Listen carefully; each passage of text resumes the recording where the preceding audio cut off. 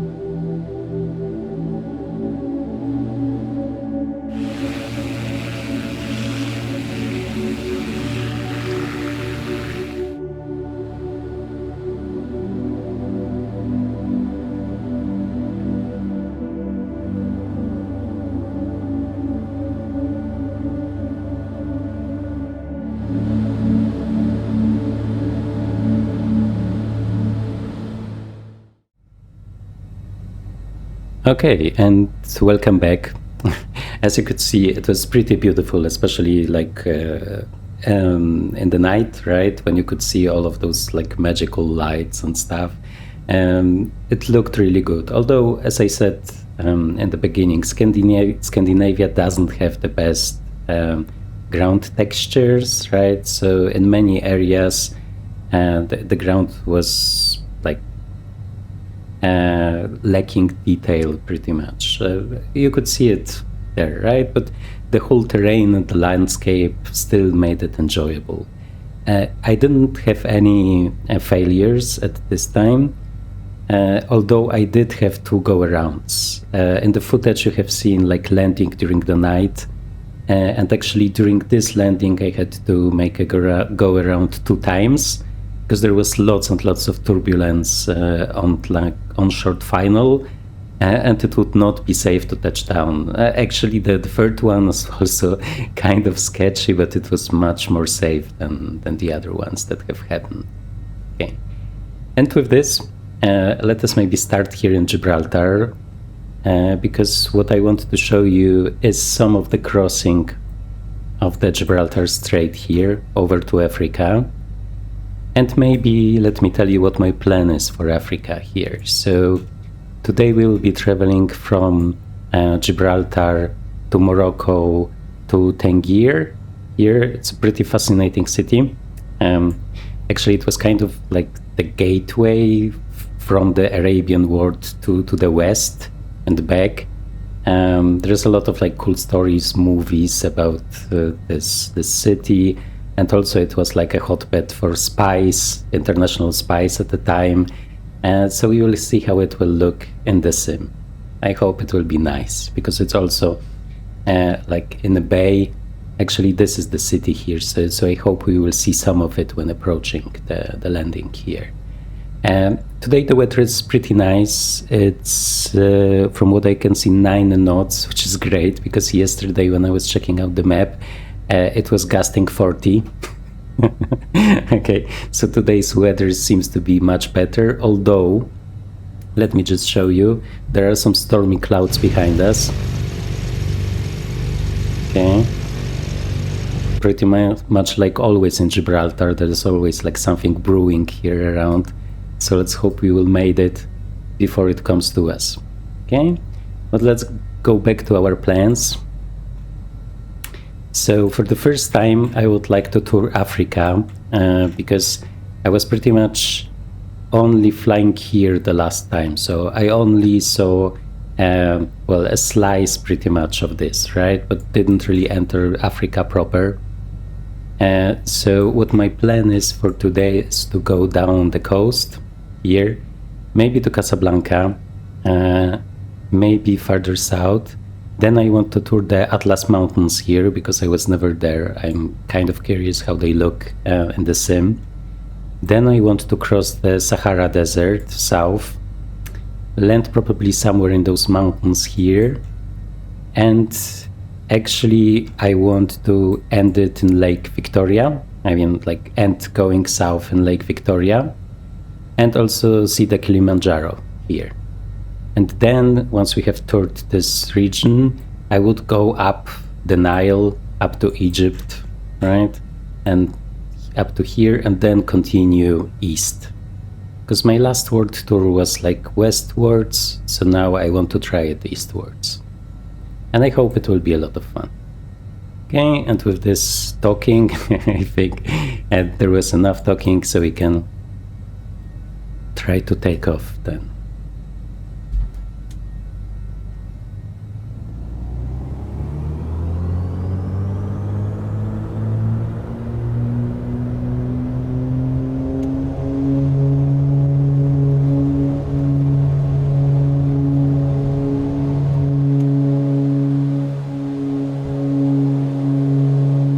Okay, tap the brakes, gear up.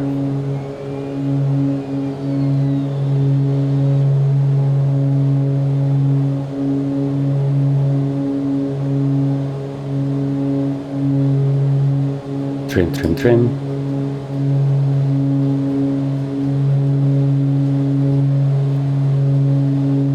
Okay, let's reduce the power a little bit. And let's reduce the propellers. Okay. Now we can turn.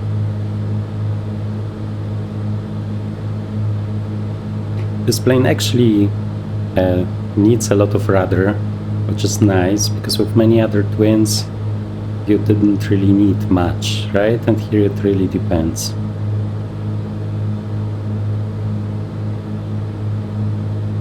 We still don't have a signal from the Arabian side, from Morocco, although it seems like we have DME information, just not the CDI guidance, right? Luckily, it's just like a short stretch.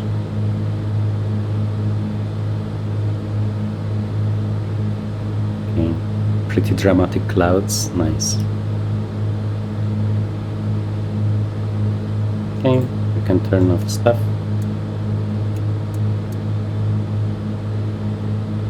I think I can, this one, so I can talk to you guys.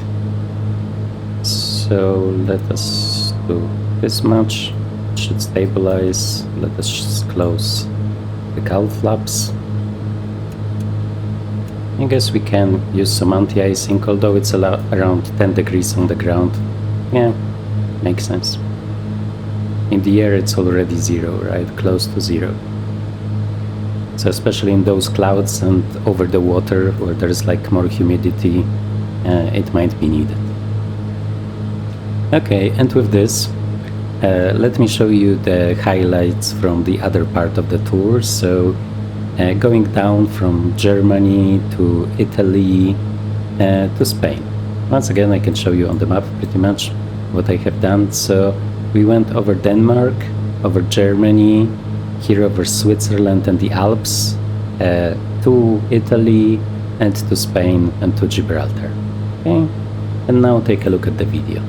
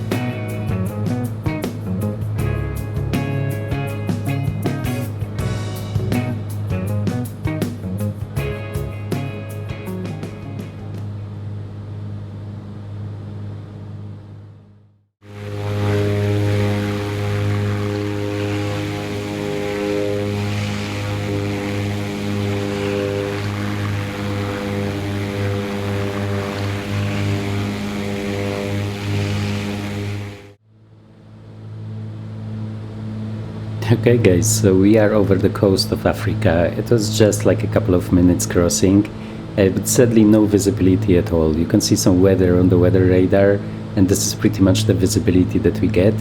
Let's just hope that once we get close, we will get a better view. We can already catch the ILS, and it's good that there is an ILS because, as you can see, almost no visibility. So let's see what will happen. Okay, so pumps are already on. We have turned them on now, all of the lights that we will need. We will need to remember to turn off prop sync for the landing, but the rest seems pretty much fine.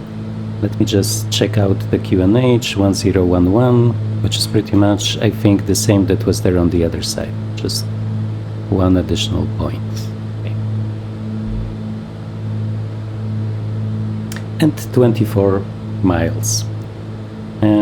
Let me share, here we have tuned in the NDB, the beacon, right, for the airport, and we can see it being tracked nicely. And here on level 2, on nav2, we do have the VOR that is there. Oh, yeah, you can see what the autopilot is doing. This is concerning. It was supposed to be 9 knots wind. Oh, and I think we lost the autopilot? No, it's just not illuminated that brightly. I think because we have this light here, so let's get rid of it. Yeah. Whoa, yeah. I wanted to show you beautiful, like, African weather, what you can pretty much expect from Morocco, but I think it will not be that easy.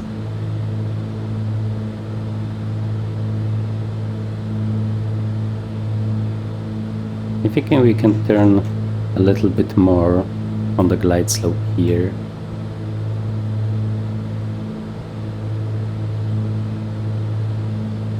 Let's watch out for the mountains here. Although I have to say the terrain looks really good. It's just that we cannot see much of it. Oh well, real weather, right? Okay, so let's also talk a little bit about the plane as we are approaching. So I was considering having the hot plate here, because like normally it is included. But for me it's not very realistic, because like the point about the hot plate is that it's the only place where you have really windshield heating, right? But it's not working like this in the sim. You still have windshield heating on the whole windshield, right? So instead of it being like more unique and realistic, it's actually less realistic because it's not really performing its function, right? So I kind of skipped that.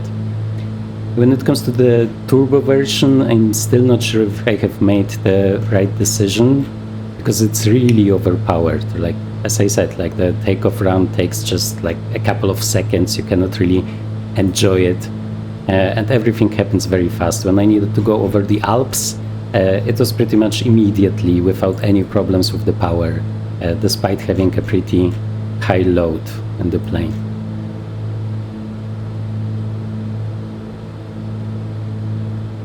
Yeah, so now we understand why the approach altitude is so high. Interesting, wasn't expect so much terrain here on the approach. Let's hope that we'll be able to nicely join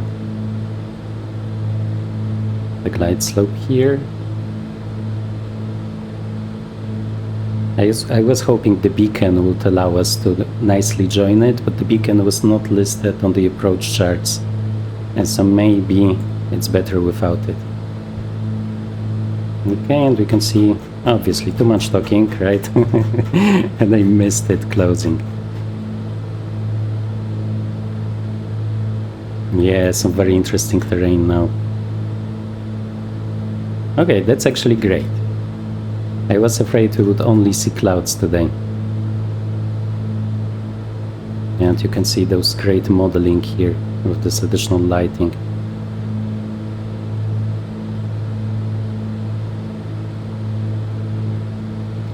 Okay, and now let the autopilot catch it.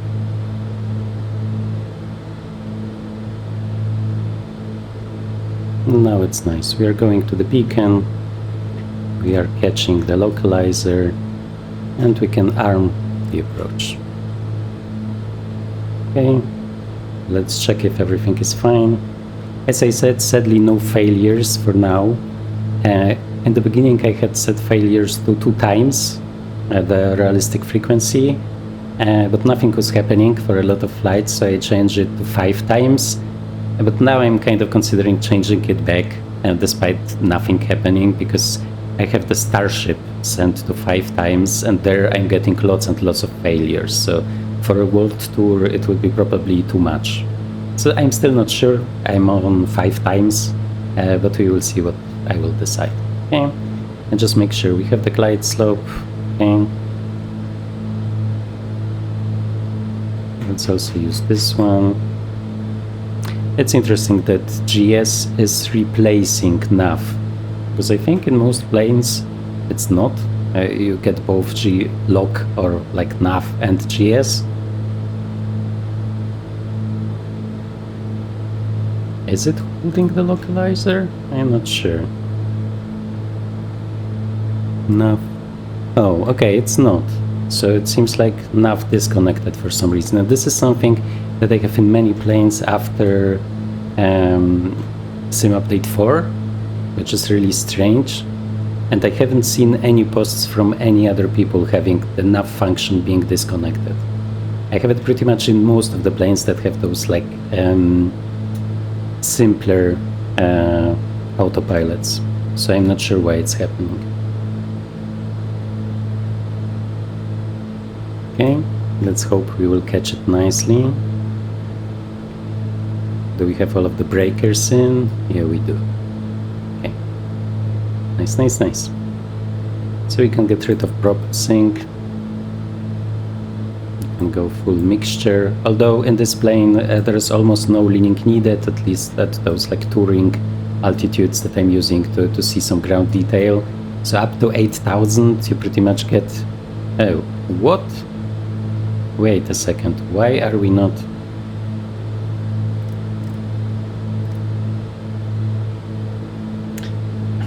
There is something definitely wrong with like my autopilot now. Because like glide slope was armed. So strange. I mean, it's hard to say if it was armed or active, right? But still.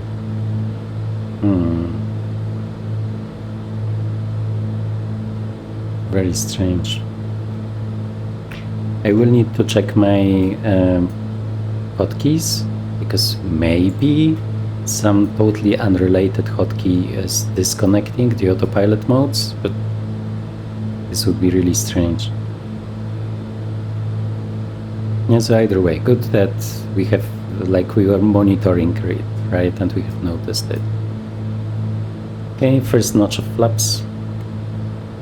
I don't see the lights here, sadly. Yeah, but there was a blue light, so this is fine. Okay, let's take a look around. Yeah, you can see the quality here is not the best, sadly.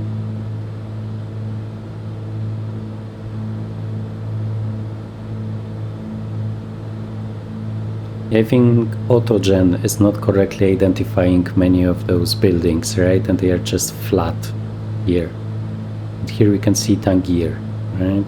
And it also seems like some pretty generic AutoGen, sadly. I guess too many colors on all of those buildings. Okay, let's just... Okay, and now I have glide slope and approaches. This is really concerning. I will need to investigate, because I have pretty much only used the view buttons, right? We took an outside view, another view, so maybe this is what is disconnecting it.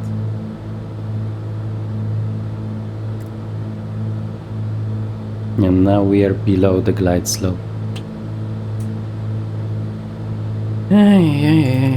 Okay, so let's just do something here. Okay, let's not stall.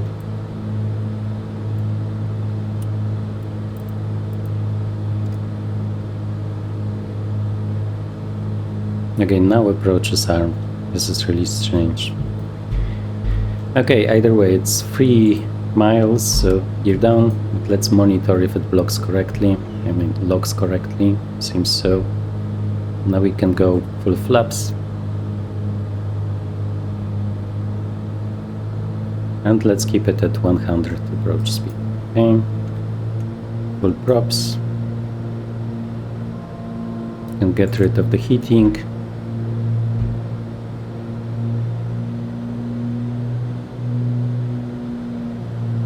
And now it should be fine, but still concerning. Yeah.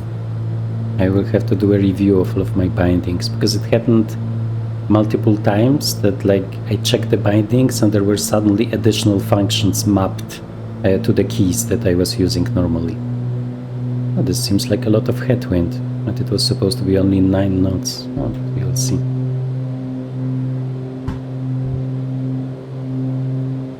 Okay, let's not overheat the engines because we need a lot of power here. Oh, some terrain here, so it's a pretty challenging approach.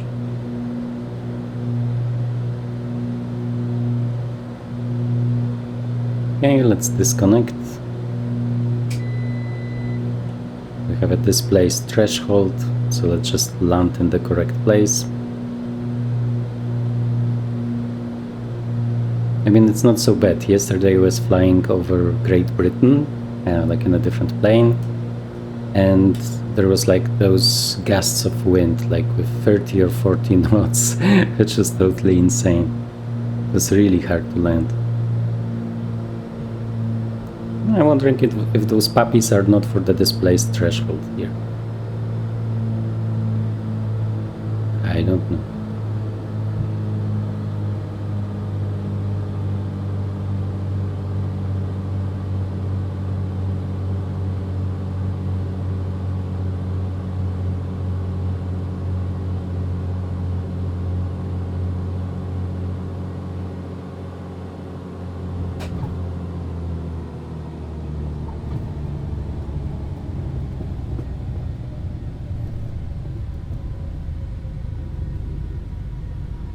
Okay, and we are in Africa. Let me just look for some buildings so I can take a look at the charts.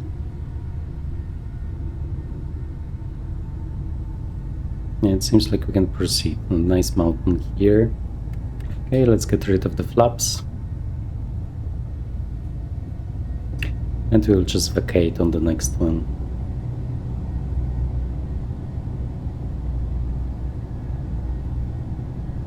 Okay.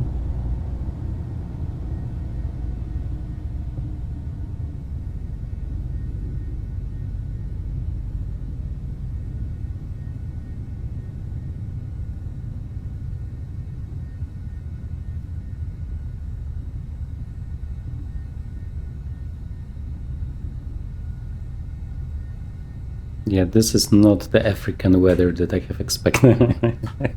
It's not what you imagine seeing in Morocco. Actually, there's now like a new application, Payware, that is, I think, called Typical Weather, and it's providing you the most common weather like for a specific geographical destination when you arrive there. So I would expect in Morocco it would be like beautiful sunshine, right?